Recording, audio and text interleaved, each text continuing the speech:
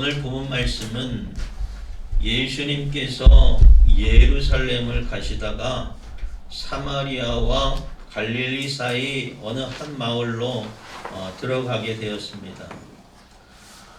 그런데 들어가던 마을 입구에서 나병 환자 10사람을 만나게 된 이야기예요.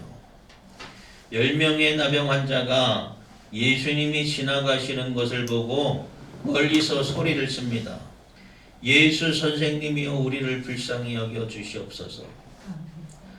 다른 성경에는 다윗의 자손 예수여 우리를 불쌍히 여겨 주시옵소서 했지만 오늘 본문에서는 예수 선생님이여 우리를 불쌍히 여기시옵소서라고 큰 소리를 외쳐요. 그들이 외치는 소리를 예수님께서 들으시고 가서 제사장들에게 너희 몸을 보이라고 말씀을 하십니다. 예수님의 말씀을 들은 10명의 나병 환자가 예수님의 말씀대로 순종해서 제사장에게 갑니다. 지금 당장 질병이 고쳐진 건 아니에요. 그러나 예수님의 말씀대로 제사장에게 가다가 나음을 입게 된 사건이에요. 깨끗하게 입음을 받았습니다. 그런데 고침받은 사람이 10사람이에요. 10사람이 다 고침을 받았는데 그 중에 한 사람, 사마리아 사람 한 사람만 자신이 나은 것을 보고 큰 소리로 하나님께 영광 돌리고 돌아와서 예수님께 엎드려서 감사를 드려요. 그러자 예수님이 이 이방인 외에는 하나님께 영광을 돌리러 온 자가 없느냐. 그러면서 예수님이 그 사마리아 이방인에게 일어나 가라 내 믿음이 너를 구원하였느니라 말씀하시는 것이에요. 오늘 말씀이 주는 교훈이 있습니다. 뭐냐? 첫 번째는 은혜 받을 만한 때가 있다는 것이에요. 10명의 나병 환자가 예수님께서 예루살렘으로 가시던 길에 원래는 사마리아를 통해서 가려고 했어요. 그런데 사마리아에서 예수님께서 배척을 당하시자 돌아서 가시는 길에 이들을 만나게 된 것이에요. 이 사람들이 우연히 운이 좋아서 예수님을 만나게 되었을까요? 하나님이 섭리와 계획을 믿는 자에게는 우연이라는 것이 없는 줄 믿으시기 바랍니다. 하나님의 뜻하심이 있어요. 하나님의 계획하심을 고백할 수 있는 여러분 되시기 바랍니다. 우리에게 있는 문제들, 우리에게 어떤 행운이라든지 무슨 일들이 있을 때에 우연히 되어진 것이 아니라 하나님의 계획이 있고 하나님의 뜻이 있음을 깨닫는 여러분 되시기 바랍니다. 그래서 날마다 우리는 범사에 무슨 일이든지 간에 하나님을 생각해야 돼요. 하나님의 뜻이 무엇일까? 하나님의 계획이 무엇일까? 그것을 날마다 마음에 품고 인생을 살아가는 여러분 되시기 바랍니다. 10명의 나병 환자의 입장에서 보면 예수님이 사마리아 통해서 예루살렘으로 가지 못한 일이 그들에게는 얼마나 복된 기회예요. 예수님이 사마리아를 아닌 다른 동네로 들어가실 때에 그들은 예수님을 만날 기회를 놓쳤을 수도 있어요. 그러나 어떠한 계획인지 아마도 이 10명의 나병 환자를 고쳐주실 계획이었던 것 같아요. 당시에 나병 환자는 죄로 말미암은 병으로 취급받았습니다. 하나님의 저주를 받은 것이에요. 그래서 그 병에 걸린 사람은 부정한 사람이라고 해서 마을 사람들과 함께 섞여 살 수가 없습니다. 가족과도 함께 살아갈 수가 없어요. 마을 밖에서 멀리 외딴 곳에서 그들끼리 살아갈 수밖에 없습니다. 그런데 그들이 자신의 그러한 처지와 형편에도 불구하고 절망하지 않고 소망의 기회를 놓치지 않았던 것이에요. 예수님을 만나서 은혜를 받은 것이 그들의 소망인 줄 믿으시기 바랍니다. 마태복음 11장 11절에 보면 세례 요한이 때부터 지금까지 천국은 침노를 당하나니 침노하는 자는 빼앗느니라 라는 말씀이 있습니다. 천국은 침노하는 자의 것이라고 했어요. 침노한다는 건 뭐냐면 남의 나라에 불법으로 쳐들어가는 것을 말해요. 천국에 들어가기 위해서는 우리가 가만히 있어서는 안 된다는 것이에요. 적극적으로 뛰어들어야 된다는 것입니다. 사랑하는 여러분, 적극적인 신앙을 가지고 하나님께 나아가는 여러분 되시길 바랍니다. 내가 어떻게 천국에 들어갈 것인가, 내가 어떻게 하나님께 나아갈 것인가, 아무것도 하지 않고 그냥 가만히 있으면 아무것도 우리가 은혜도 얻을 것이 없어요. 은혜를 향하여, 하나님을 향하여, 천국을 향하여 적극적으로 나아가는 여러분 되시기 바랍니다. 어떻게 나가요? 기도로 나아가요. 말씀으로 나가요. 또 순종함으로 나가는 것이에요. 나로 하여금 하나님께 방해가 되는 요소가 무엇인지 우리는 돌이켜봐야 돼요. 지금 이 나병 환자들은 자신의 방해물이 뭐예요? 자신의 병듦이에요. 사람들로부터 저주받은 병이라 취급받고 또 소외되고 억울하고 안타까운 그런 사정 가운데 스스로 절망하고 낙심하고 원망하는 것이 아니라 소망의 기회를 얻었을 때에 예수 그리스도께서 지나가신다는 소식을 듣고 그들은 예수님께로 뛰어든 것이에요. 예수 선생님이여 우리를 불쌍히 여겨 주시옵소서. 적극적으로 그들이 기도했던 것이에요. 아마도 예수님의 소식을 그들이 잘 들었겠죠. 온 이스라엘의 예수님의 이야기, 예수님이 기적을 일으키시고 죽은 자를 살리시고 병자를 고치신 이야기를 들었을 것이에요. 그 은혜에 참여하고자 그들은 두려워하지 않고 예수 선생님이여 우리를 불쌍히 여겨 주시옵소서 뛰어들었다는 것입니다. 우리의 삶의 모든 장애물을 뛰어넘으시는 여러분 되시기 바랍니다. 은혜 가운데 머무는 여러분 되시기 바랍니다. 이스라엘이 믿음으로 홍해 바다를 들어갔어요. 또 이스라엘이 철옹성과 같은 여리고성을 뛰어넘었습니다. 무엇을 발미한 것이에요? 믿음으로 순종하여서 담대하게 하나님께 나아갔던 것입니다.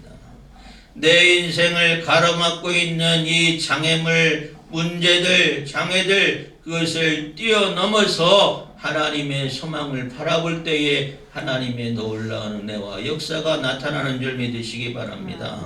믿음은 참고 인내하는 것이에요. 어떤 사람은 자신의 처지 때문에, 자신의 상황 때문에, 자신의 형편 때문에 스스로 낙심하고 절망해요. 그래서 시험에 들기도 합니다. 그러나 그 장애물을 뛰어넘을 때 하나님의 구원과 은혜와 역사를 경험하게 되는 줄 믿으시기 바랍니다. 오직 하나님이 우리에게 소망이 되심을 믿으시기 바랍니다. 그 소망을 찾느냐 버리느냐는 우리의 책임이에요. 소망을 바라보고 소망을 잡으려고 애쓰는 자에게는 하나님의 은혜와 축복의 기회가 열리는 줄 믿으시기 바랍니다. 사랑하는 여러분, 우리에게 소망이 되시는 하나님을 붙잡는 여러분 되시기 바랍니다. 절망하지 않고 소망을 바라본 이 나병 환자들이 멀리서 예수님이 지나가실 때 큰 소리로 예수 선생님이여 우리를 불쌍히 여기소서 했어요. 그랬더니 예수님이 응답하신 것이에요. 얼마나 외쳤겠습니까? 한 번만 외쳤겠어요. 멀리 계신 예수님이 들릴 수 있도록 자신의 질병과 자신의 처한 상황과 형편으로는 예수님께 다가갈 수 없지만 그들이 큰 소리는 외칠 수 있었어요. 지금 우리가 우리 앞에 지나가시는 예수님을 바라볼 수 없지만 예수님께서 우리에게 보혜사 성령님을 보내주신 줄 믿으시기 바랍니다. 성령님께서는 우리와 함께 하시는 하나님이에요. 또 또 예수님의 영이에요. 우리와 함께 계시고 우리 안에 계신 성령님의 인도하심으로 간절히 구하고 찾고 두드리는 여러분 되시기를 바랍니다. 그래서 소망의 하나님께서 주시는 은혜 가운데 여러분의 삶의 평안과 기쁨과 감사가 넘쳐나길 바랍니다. 오늘 본문 가운데 주시는 두 번째 교훈은 예수님의 명령대로 순종하였다는 것이에요. 14절에 예수님이 예수께 부르짖는 나병 환자의 외침을 들으시고 가서 제사장들에게 너희 몸을 보이라 라고 말씀하셨어요. 나병 환자들이 자신을 불쌍히 여겨달라는 것은 예수님의 놀라운 이적으로 당장 내 병이 고쳐주실 것을 기대했던 것이에요. 그런데 예수님은 직접적으로 그들의 병을 고쳐주시지 않으시고 가서 제사장에게 너희 몸을 보이라 말씀하셨어요. 예수님이라면 얼마든지 자신의 질병을 고쳐주실 것이라는 기대와 소망을 가지고 예수님께 나아갔지만 실제로는 아무런 도움을 받지 못한 것이에요. 다만 그 말씀은 지금 아무런 변화가 없지만 제사장에 나가면 제사장에 나가서 너희 몸을 보이면 나을 것이란 말씀이에요. 일반적으로 나병 환자들은 병이 완치된 자는 제사장들에게 보여야 돼요. 내가 완치되었습니다. 그것을 확정받고 제사장으로부터 정결례를 행해야 다시 일상으로 복귀할 수가 있습니다. 그러나 예수님의 말씀대로 순종한 것은 그들에게 있어서 생명을 거는 것이에요. 왜 그렇습니까? 제사장에 나가서 자신의 몸을 보였는데 병이 낫지 않으면 어떻게 됩니까? 죽을 수가 있어요. 돌로 맞아 죽을 수가 있어요. 부정환자가 마을로 왔기 때문에, 부정환자가 제사장에 왔기 때문에 죽을 수가 있는 것입니다. 그러나 예수님의 말씀대로 그들이 목숨을 걸고 순종을 하는 것이에요. 주님이 가라고 말씀하시자 그들이 가서 제사장에게 자신의 몸을 보이러 가는 것입니다. 예수님의 말씀대로 제사장에게 나아갔던 것이 그들의 믿음인 줄 믿으시기 바랍니다. 목숨을 건 순종으로 나병 환자들이 기적을 체험한 것이에요. 나병 환자들은 절망적인 순간에 소망을 바라보고 목숨을 걸고 순종했어요. 순종했더니 가다가 깨끗이 남는 기적을 받았습니다. 14절 말씀 보면 보시고 이르시되 가서 제사장들에게 너희 몸을 보이라 하셨더니 그들이 가다가 깨끗함을 받은지라 했습니다. 사랑하는 여러분, 놀라운 기적의 순간은 놀라운 순종의 결과로 말미암는 줄 믿으시기 바랍니다. 하나님은 우리에게 불가능해 보이는 것을 향하여 때로는 나아가라고 해요. 불가능해 보이는 일이라도 우리가 말씀에 순종함으로 나아가면 하나님은 불가능한 것을 가능케 하시는 하나님인 줄 믿으시기 바랍니다. 우리는 작은 것부터 순종을 결단해야 돼요.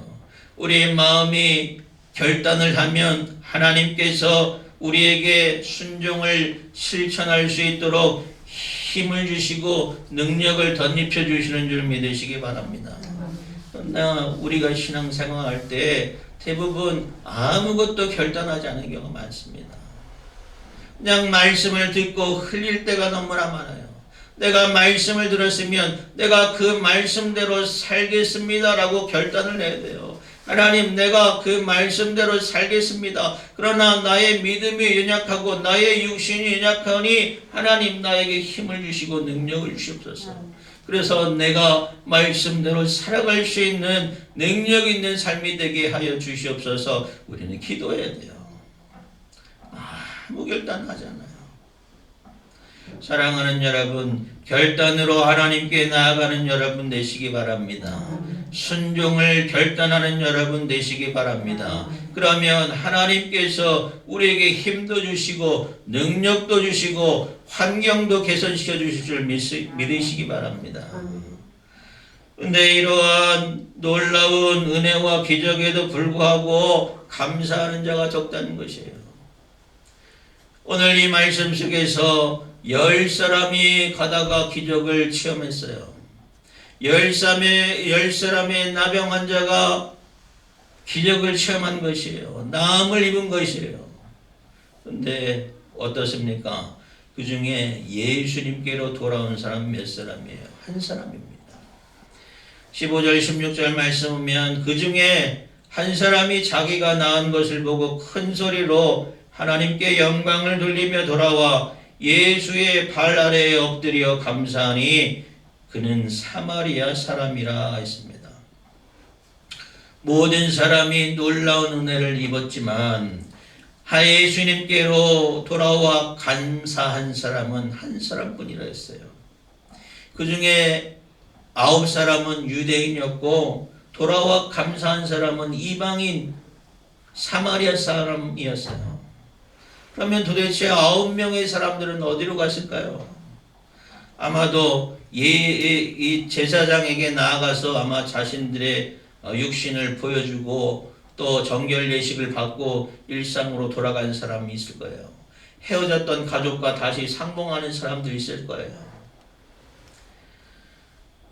물론 그들 중에서 어떤 사람들은 나중에 아차 내가 예수님께 감사해야 되는데 예수님이 고쳐주셨는데 라고 예수님께 나올 마음이 있을지도 몰라요. 그러나 병 고침 받자마자 예수님을 찾은 이 사마리아 사람만큼 감사함이 그들에게 우선순위에 있지 않았다는 것입니다. 사랑하는 여러분, 감사가 먼저인 줄 믿으시기 바랍니다. 감사하는 신앙이 되시길 바랍니다. 10명의 나병 환자가 고침을 받게 된 것은 다 그들의 믿음 때문에 예수님의 말씀에 순종해서 고침을 받았어요. 예수님의 말씀에 확신이 있어서 순종해서 제사장에게 나아갔어요. 그런데 문제는 뭐냐면 믿음이 있다고 해서 다 감사하는 삶을 살지 못한다는 것입니다. 믿음은 우리에게 기적을 낳지만 감사는 더 큰 축복의 기회가 됨을 믿으시기 바랍니다.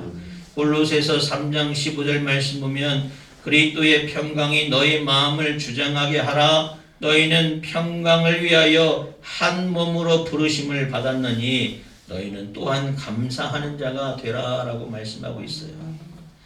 감사하는 자에게 평강이 있고 감사하는 자에게 더 큰 은혜의 축복이 임하게 되는 줄 믿으시기 바랍니다.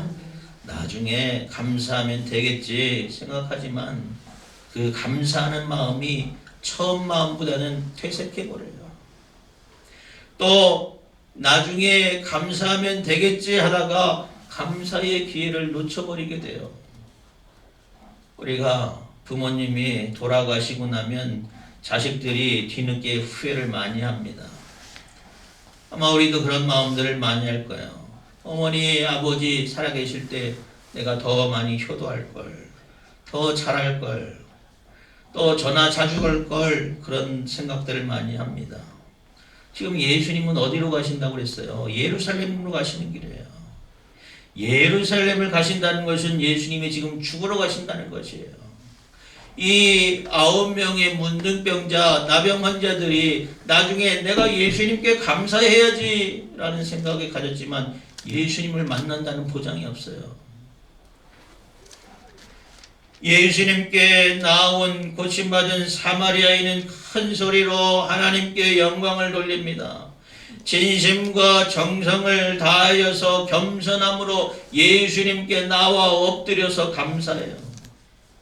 우리가 감사할 수 있을 때에 먼저 감사할 수 있는 여러분 되시기 바랍니다. 감사를 나중으로 미루다가는 진심 어린 마음도 사라지고 기회도 잃어버릴 수가 있어요. 예수님이 10사람 중 한 사람만, 그것도 이방인인 사마리아인만 찾아온 것을 보고 참담하십니다. 17절에서 18절 말씀 보면 예수께서 대답하여 이르시되 10사람이 다 깨끗함을 받지 아니하였느냐? 그 9은 어디 있느냐? 이 이방인 외에는 하나님께 영광을 돌리러 돌아온 자가 없느냐 하시고, 10사람의 나병 환자가 고침을 받았는데 한 사람만 돌아온 것에 대해서 예수님이 참담한 마음으로 그 9은 어디 있느냐 말씀하고 계십니다. 정말로 돌아와서 감사해야 할 자, 그 9은 없고 이방인 사마리아인만 돌아와 감사하는 것에 대해서 예수님이 탄식하고 있는 것이에요. 많은 사람들이 예수님을 만납니다. 또 많은 사람들이 만나고 은혜를 체험해요. 그것이 육적인 차원에만 머무는 사람들이 많이 있다는 것이에요. 예수님을 만남으로 내가 기쁨을 얻고 위로를 얻고 평안을 얻고 그것으로 끝나버리는 사람들이 얼마나 많은지 몰라요. 교회에 다니면서 신앙생활 한다미지만 말씀을 들음으로 마음과 또 평안과 위로를 얻는 데에 그치는 썬데이 크리스찬들이 늘어나는 이 시대를 우리는 살아가고 있어요. 이 시대에 이 말씀이 우리에게 주는 교훈이 있습니다. 사랑하는 여러분, 날마다 우리는 영적인 경각심을 갖고 내가 얼마나 하나님의 뜻에 합당한 삶을 살아가고 있는가, 얼마나 하나님께서 기뻐하시는 삶을 살아가고 있는지 우리는 스스로 돌이켜봐야 돼요. 믿기는 오래 믿었지만 신앙의 타성에 젖어서 오히려 초신자보다 감사를 모르는 경우가 더 많이 있어요. 나는 받은 은혜와 축복에 대해서 그저 당연한 것으로 치부하며 살아가고 있지는 않은지 우리 스스로 돌이켜봐야 됩니다. 나는 받은 은혜와 축복에 진심으로 감사하면서 하나님께 영광을 돌리는 거룩한 신앙인의 삶을 살고 있는지 우리는 스스로 점검해 봐야 되는 것이에요. 그래서 예수님이 뭐라고 합니까? 나중된 자가 처음 되고 처음 된 자가 나중된다고 그랬어요. 믿음 생활 내가 먼저 했는데 그게 중요한 것이 아니에요. 믿음 생활 내가 나중에 인생의 끄트머리에 시작하여서도 내가 진심으로 하나님을 기쁘게 하는 삶을 살고 진심으로 감사하고 하나님께 영광을 돌리는 삶을 산다면 하나님께서는 그것을 바라보시는 것이에요.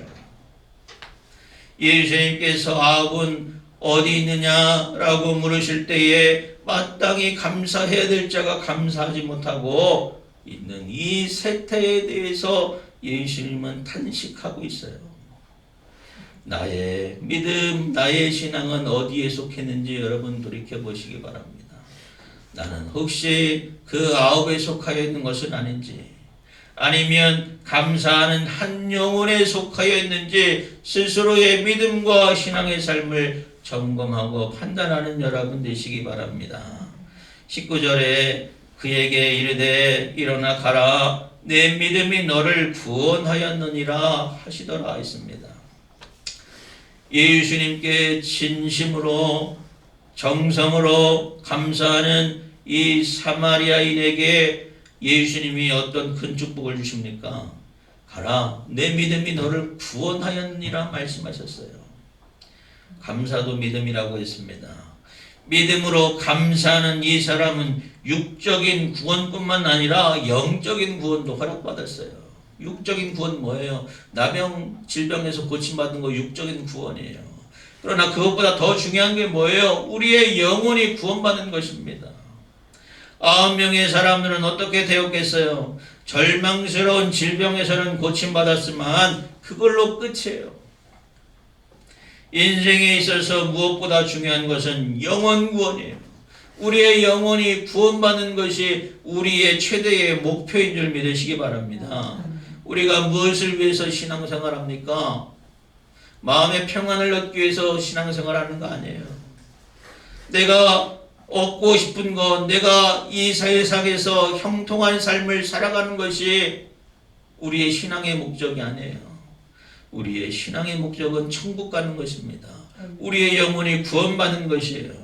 오늘날 많은 그리스도인이 있지만 그러나 그들이 복음의 은혜를 접하기는 하지만 영혼 구원에 이르기까지 이른 자가 많지 않음을 우리는 이 말씀을 통해서 깨달아야 돼요. 어떤 사람은 교회에 나와서 복받기를 원합니다. 또 어떤 사람은 교회에 나와서 질병이 치유되기를 원합니다. 또 어떤 사람은 교제를 나누고 또 심령의 평안과 위로를 얻기를 원해요. 그러나 정작 중요한 것은 뭐냐? 우리 영혼이 구원받아야 한다는 것이에요. 사랑하는 여러분, 날마다 성령 안에서 주님의 만남을 통하여 범사에 감사함으로 하나님께 영광 돌릴 수 있는 여러분 되시기 바랍니다. 그 믿음으로 구원받기에 합당한 성도의 삶을 살아가는 여러분 되시기 바랍니다. 오늘 예수님의 이 탄식이 나를 향한 탄식이 아니기를 바랍니다. 우리가 진정으로 감사하고 기쁨으로 하나님께 나아가서 영광 돌릴 수 있는 여러분 되시기 바랍니다. 오늘 주님의 말씀처럼 그 내 믿음이 너를 구원하였느니라 그 말씀처럼 우리가 감사하며 찬양하며 영광 돌리는 삶을 통하여 그 믿음을 보시고 내 믿음이 너를 구원하였느니라 그 축복의 말씀이 여러분에게 적용되어지기를 주님의 이름으로 축원합니다. 날마다 감사를 결단하시고 기쁨과 하나님께 영광을 돌릴 수 있는 여러분의 복된 삶이 되시기를 주님의 이름으로 축원합니다.